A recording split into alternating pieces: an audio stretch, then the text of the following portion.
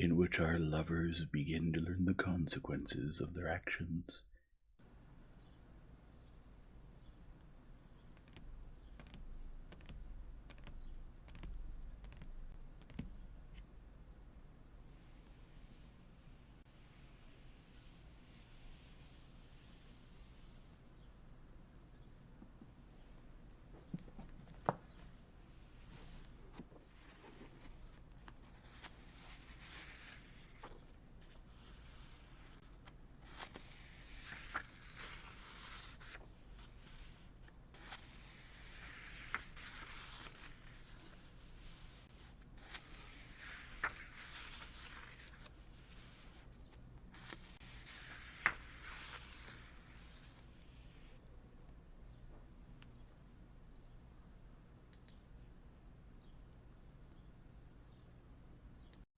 Chapter 17.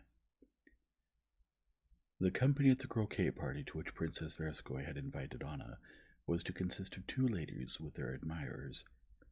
These two ladies were the chief representatives of the select New Petersburg circle, which, in imitation of an imitation of something, was called Les Sept Merveilles du Monde. These ladies belonged to a high circle, true, but one totally hostile to the one frequented by Anna.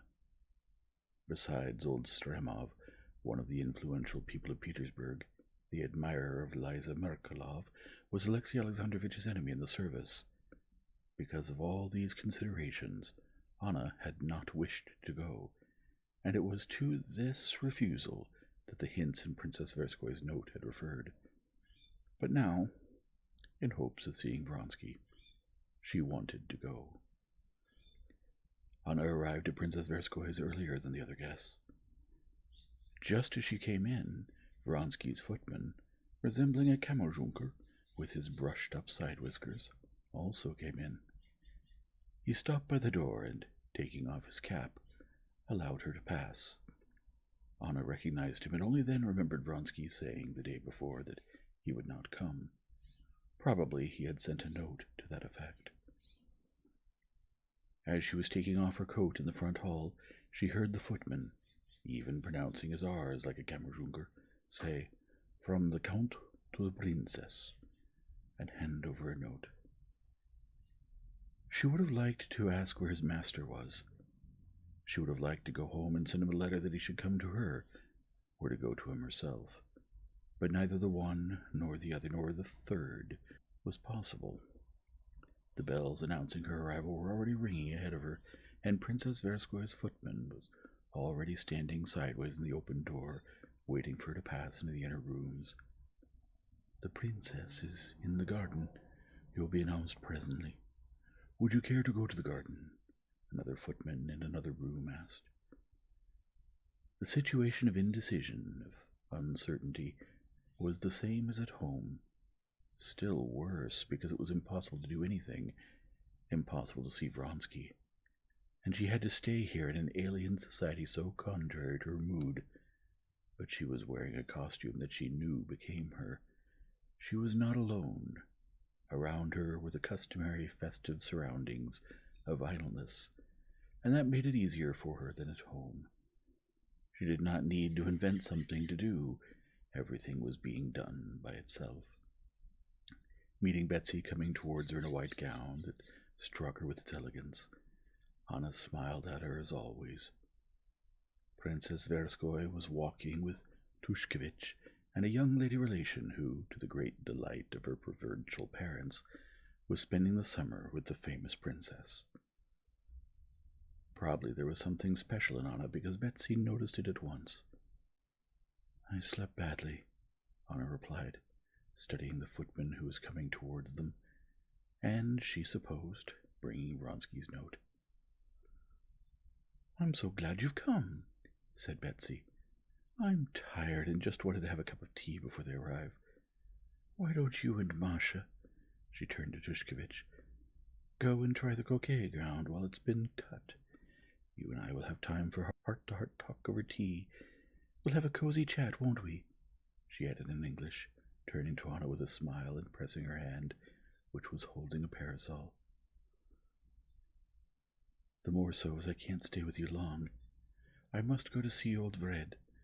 I promised her ages ago, said Anna, for whom lying, foreign to her nature, had not only become simple and natural in society, but even gave her pleasure. Why she had said something that she had not thought of a second before, she would have been quite unable to explain. She had said it only with the idea that, since Vronsky was not coming, she had to secure some freedom for herself and try to see him somehow. But why precisely she had mentioned the old lady-in-waiting Vred, whom she had to visit no more than many others, she would not have known how to explain. And yet, as it turned out later, had she been inventing the cleverest way of seeing Vronsky, she could have found nothing better. "No, I won't let you go for anything," replied Betsy, peering attentively into Anna's face. "Really, if I didn't love you, I'd be offended. As if you're afraid my company might compromise you. Please, bring us tea in the small drawing-room," she said, narrowing her eyes as she always did when addressing a footman. She took a note from him and read it. "Alexei has made us a false leap," she said in French. "He writes that he can't come," she added in such a natural, simple tone, as if it never could have entered her head that Vronsky was anything more to Anna than a croquet partner. Anna knew that Betsy knew everything, but listening to the way she talked about Vronsky, she always had a momentary conviction that she knew nothing. "Ah," Anna said indifferently, as if it was little interest to her, and went on with a smile. "How could your company compromise anyone?" This playing with words, this concealment of the secret, held great charm for Anna, as for all women. It was not the need for concealment, not the purpose of the concealment, but the very process of concealment that fascinated her. "I cannot be more Catholic than the Pope," she said. "Stremov and Lisa Merkelov are the cream of society. They are also received everywhere, and I," she especially emphasized the I, "have never been strict and intolerant. I simply have no time." "Perhaps you don't want to run into Stremov. Let him and Alexei Alexandrovitch be at loggerheads on some committee. That's no concern of ours. But in society he is the most amiable man I know, and a passionate croquet player. You'll see. And despite his ridiculous position at Lisa's aged wooer, you must see how he gets himself out of it. He is very sweet. You don't know Sappho Stolz. This is a quite new tone." While Betsy was saying all this, Anna sensed from her cheerful, intelligent look that she partly understood her position and was up to something. They were in the small drawing-room. "Anyhow, I must write to Alexei," and Betsy sat down at the table, wrote a few lines, and put them in an envelope. "I'm writing that he should come for dinner. I have one lady for dinner who is left without a man. See if it sounds convincing. Excuse me, I'll leave you for a moment. Seal it, please, and send it off," she said from the door. "I must make some arrangements." Without a moment's thought, Anna sat down at the table with Betsy's letter, and, without reading it, added at the bottom, "I must see you. Come to Vred's garden. I'll be there at 6 o'clock. She sealed it, and Betsy, having returned, sent the letter off in her presence. Over tea, which was brought to them on a tray table in the cool, small drawing-room, the two women indeed engaged in a cozy chat, as Princess Verskoy had promised, until the guests arrived. They discussed the people who were expected, and the conversation came to rest on Liza Merkelov. "She's very sweet, and I've always found her sympathetic," Anna said. "You ought to love her. She raves about you. Yesterday she came up to me after the race and was in despair at not finding you. She says you're a real heroine from a novel, and that if she were a man, she would have committed 1,000 follies for you. Stremov tells her that she commits them anyway." "But tell me, please, I never could understand," Anna said after some silence, and in a tone which showed clearly that she was not putting an idle question, but that what she was asking was more important for her than it ought to be. "Tell me, please, what is her relation to Prince Kajuski, the so-called Mishka? I've seldom met them. What is it?" Betsy smiled with her eyes and looked attentively at Anna. "It's the new way," she said. "They've all chosen this way. They've thrown their bonnets over the mills, but there are different ways of throwing them over." "Yes, but what is her relation to Kalushki?" Betsy unexpectedly laughed gaily and irrepressibly, something that rarely happened with her. "You're encroaching on Princess Miyanki's province. It's the question of a terrible child."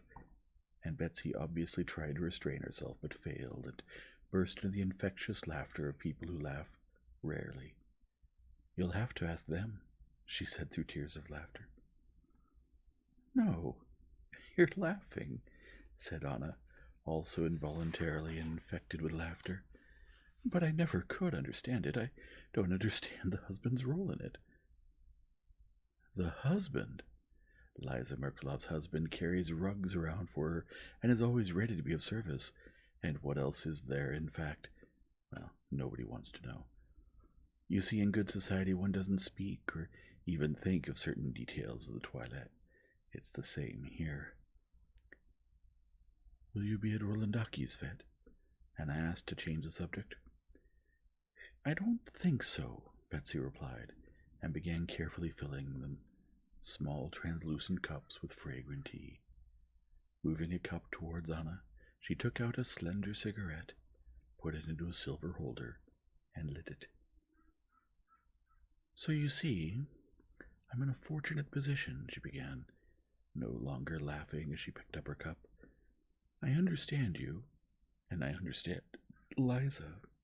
Liza is one of those naive natures like children who don't understand what's good and what's bad. At least she didn't understand it when she was very young, and now she knows that this non-understanding becomes her. Now she may purposely not understand." Betsy spoke with a subtle smile. "But all the same, it becomes her. You see, one and the same thing can be looked at tragically and be made into a torment, or it can be looked at simply and even gaily. Perhaps you're inclined to look at things too tragically." "How I wish I knew others as I know myself," Anna said seriously and pensively. "Am I worse than others, or better? Worse, I think." Terrible child, Betsy repeated. "But here they are."